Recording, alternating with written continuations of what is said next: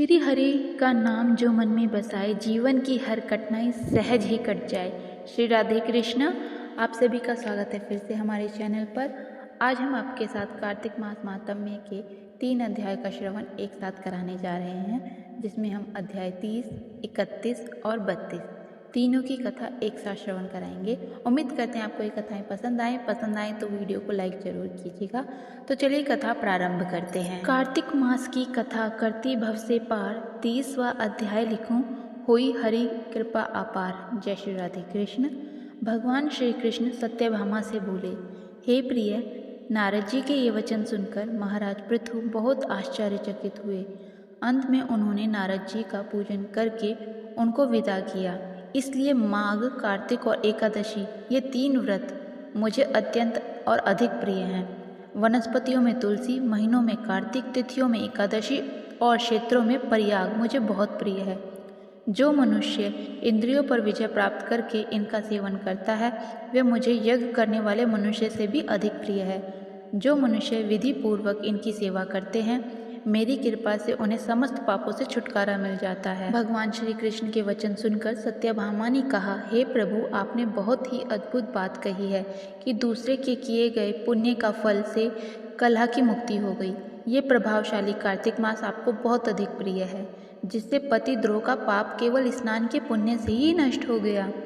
दूसरे मनुष्य द्वारा किया हुआ पुण्य दूसरे को देने से किस प्रकार मोक्ष मिल जाता है, कृपया यह आप मुझे बताने की कृपा करें। श्री कृष्ण भगवान बोले, प्रिय, जिस कर्म के द्वारा पुण्य और पाप मिलता है उसे ध्यानपूर्वक सुनो।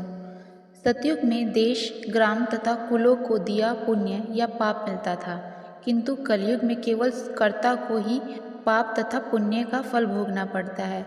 संसर्ग न करने पर भी वह व्यवस्था की गई है और अपने संसर्ग से पाप व पुण्य दूसरे को मिलते हैं। इसकी भी व्यवस्था सुनो। पढ़ना, यज्ञ करना और एक साथ भोजन करने से पाप पुण्य का आधा फल मिलता है। एक आसन पर बैठने तथा सवारी पर चढ़ने से, श्वास के आने जाने से पुण्य व पाप का चौथा भाग जीव मात्र को मिलता है। छूने से, भोजन करने से और दूसरों की स्तुति करने से पुण्य और पाप का 6वां भाग मिलता है। दूसरे की निंदा, चुगली और धिक्कार करने से उसका 7वां भाग मिलता है। पुण्य करने वाले मनुष्य की जो कोई सेवा करता है, वह सेवा का भाग लेता है और अपना पुण्य उसे दे देता है। नौकर और शिष्य के अतिरिक्त जो मनुष्य दूसरों से सेवा कराकर उसे पैसे नहीं देता, वह सेवक उसके पुण्य का भागी हो जाता है। जो व्यक्ति पंक्ति में बैठे हुए भोजन कराने वालों की पत्तल लांघता है, वह उसे, जिसकी पत्तल उसने लांघी है, अपने पुण्य का 6वां भाग दे देता है। स्नान तथा ध्यान आदि करते हुए मनुष्य से जो व्यक्ति बातचीत करता है या उसे छूता है, वह अपने पुण्य का 6वां भाग उसे दे डालता है। जो मनुष्य धर्म के कार्य के लिए दूसरों से धन मांगता है, वह पुण्य का भागी होता है। ठीक उसी प्रकार जिस प्रकार की दान करने वाला पुण्य का भागी होता है।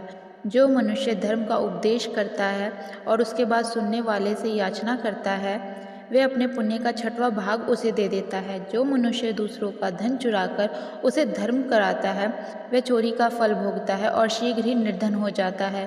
और जिसका धन चुराता है, वह पुण्य का भागी हो जाता है। बिना ऋण उतारे जो मनुष्य मृत्यु को प्राप्त होता है, उनको ऋण देने वाले सज्जन पुरुष पुण्य के भागी होते हैं। शिक्षा देने वाला, सलाह देने वाला, सामग्री को जुटाने वाला तथा प्रेरणा देने वाला, यह पाप और पुण्य के 6ठे भाग को प्राप्त करते हैं। राजा प्रजा के पाप पुण्यों के शशांश का भागी होता है। गुरु शिष्यों का, पति पत्नी का, पिता पुत्र का, स्त्री पति के लिए पुण्य का 6ठा भाग पाती है।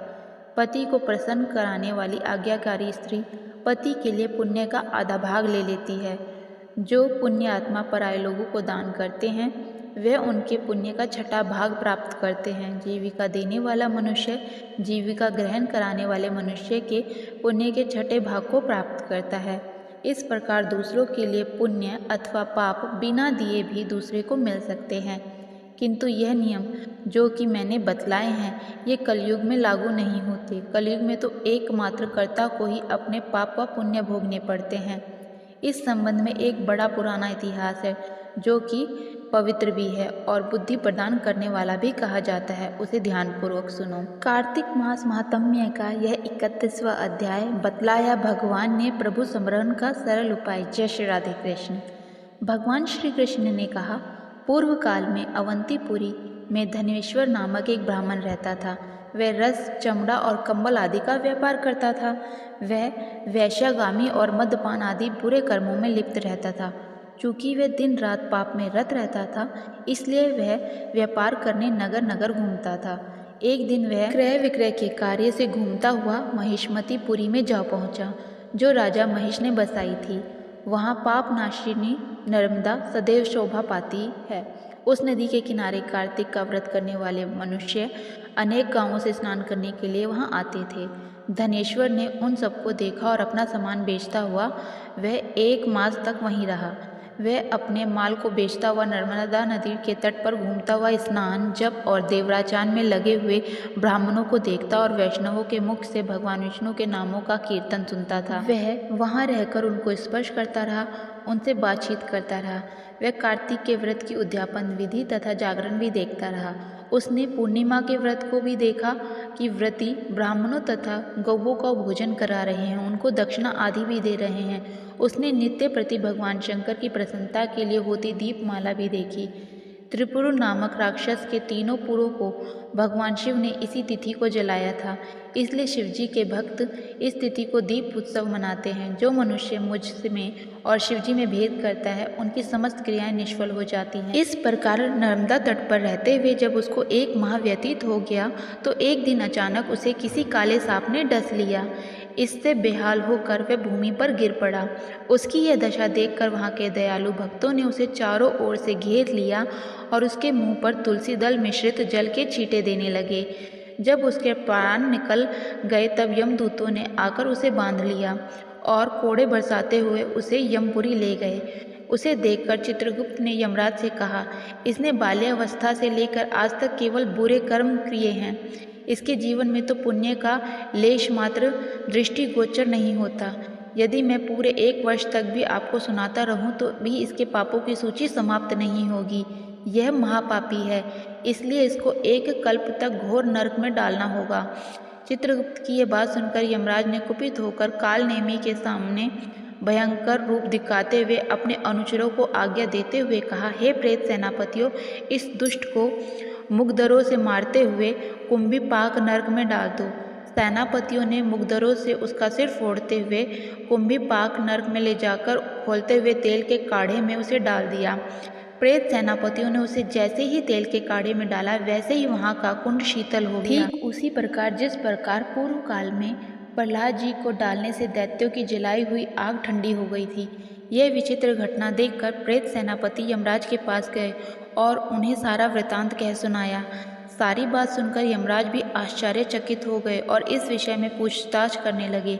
उसी समय नारद जी वहाँ आए और यमराज से कहने लगे, सूर्य नंदन, यह ब्राह्मण नरकों का उपभोग करने योग्य नहीं है। जो मनुष्य पुण्य कर्म करने वाले लोगों का दर्शन, स्पर्श और उनके साथ वार्तालाप करता है, वह उनके पापों का 6वां अंश प्राप्त कर लेता है। यह धनेश्वर तो 1 मास तक श्री हरि के कीर्तन व्रत का अनुष्ठान करने वाले असंख्यक मनुष्यों के संपर्क में रहा है। अतः यह उन सबके पुण्यांश का भागी हुआ है। इसको अनिच्छा से पुण्य प्राप्त हुआ है, इसलिए यह यक्ष की योनि में रहे और पाप भोग के रूप में सब नरक का दर्शन मात्र के ही यम यातना से मुक्त हो जाए। भगवान श्री कृष्ण ने कहा, सत्यभामा, नारद जी इस प्रकार कहकर चले जाने के पश्चात धनेश्वर को पुण्यात्मा समझते हुए यमराज ने दूतों से उसे नरक दिखाने की आज्ञा दे दी। मुझे सहारा है तेरा, सब जग के पालनहार। कार्तिक मास के मातम्य का 32वां विस्तार। जय श्री राधे कृष्ण। भगवान श्री कृष्ण ने आगे कहा, हे प्रिय, यमराज की आज्ञा पाकर प्रेतपति धनेश्वर को नरकों के समीप ले गए और उसे दिखाते हुए कहने लगे, हे धनेश्वर, महान भय देने वाले इन नरकों की ओर दृष्टि डालो।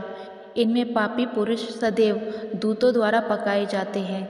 यह देह की है तप्तवाचुक नामक नरक है, जिसमें देह जलाने के कारण पापी विलाप कर रहे हैं। जो मनुष्य भोजन के समय भूखों को भोजन नहीं देता, वह बार बार इस नरक में डाले जाते हैं। वह प्राणी जो गुरु, अग्नि, ब्राह्मण, गौ, वैद्य और राजा इनको लात मारता है, वह भयंकर नरक अतिशय पापों के करने पर मिलते हैं। आगे देखो, ये दूसरा नरक है जिसका नाम अंधात्मिस्त्र है। इन पापियों को सुई की भांति मुख वाले तमोक नामक कीड़े काट रहे हैं। इस नरक में दूसरों का दिल दुखाने वाले पापी गिराए जाते हैं। ये तीसरा नरक है जिसका नाम क्रक्य है। इस नरक में पापियों को आरे से चीरा जाता है। ये नरक भी मिश्र वर्ण आदि भेदों में 6 प्रकार का होता है। इसमें स्त्री तथा पुत्रों को वियोग कराने वाले मनुष्यों को कढ़ाई में पकाया जाता है। 2 प्रियजनों को दूर कराने वाले मनुष्य भी अमिस्त्र नामक नरक में तलवार की धार से काटे जाते हैं और कुछ भेड़ियों के डर से भाग जाते हैं। अब अगर्ल नामक ये चौथा नरक देखो। इसमें पापी विभिन्न प्रकार से चिल्लाते हुए इधर उधर भाग रहे हैं। यह नरक भी वध आदि भेदों से 6 प्रकार का है। अब तुम ये 5वां नरक देखो जिसका नाम कूटशाल मली है। इसमें अंगारों की तरह कष्ट देने वाले बड़े बड़े कांटे लगे हैं। ये नरक भी यातना आदि भेदों में 6 प्रकार का है। इस नरक में पर स्त्री गमन करने वाले मनुष्य डाले जाते हैं। अब तुम ये 6ठा नरक देखो, उल्वन नामक नरक। इसमें सिर नीचे करके पापियों को लटकाया जाता है। जो लोग भक्ष्य का विचार नहीं करते, दूसरों की निंदा और चुगली करते हैं, वे इस नरक में डाले जाते हैं। दुर्गंध भेद से भी ये नरक भी 6 प्रकार का है। ये 7वां नरक है जिसका नाम कुंभीपाक है। ये अत्यंत भयंकर है और यह भी 6 प्रकार का है।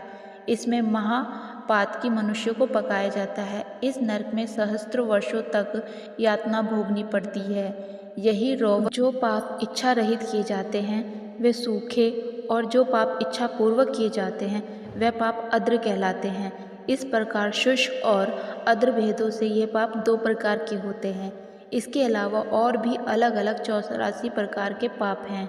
अपक्रीन, पाड्याकत्य, मलनीकर्ण, जातिभ्रष्टकर्ण, उपाय, अतिपाप, महापाप, ये 7 प्रकार के पातक हैं। जो मनुष्य जैसा कर्म करता है उसे इन 7 नरकों में अपने कर्मों के अनुसार पकाया जाता है।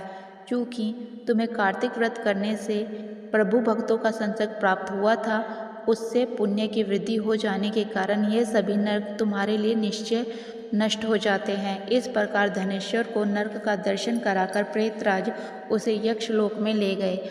वहाँ जाकर उसे वहाँ का राजा बना दिया गया। वहीं कुबेर का अनुचर धनशैक नाम से प्रसिद्ध हुआ। बाद में महर्षि विश्वामित्र ने उसके नाम पर तीर्थ बनाया था। कार्तिक मास का व्रत महाफल देने वाला है। इसके समतुल्य अन्य कोई दूसरा पुण्य कर्म नहीं है। जो मनुष्य इस व्रत का पालन करता है तथा व्रत करने वालों का दर्शन करता है उसे मोक्ष की प्राप्ति होती है। बोलिए जय श्री हरि, जय श्री राधे कृष्ण।